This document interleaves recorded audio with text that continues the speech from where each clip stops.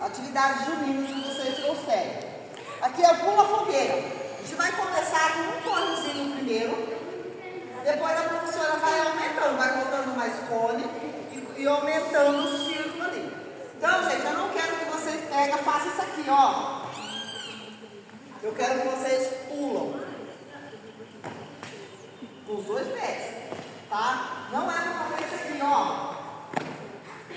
É pra pular. A professora vai aumentando. Vou colocando. Vai aumentando. Vai começando baixinho, vai ficando com mais dificuldade. Ó. E vou aumentando também o círculo. Não pode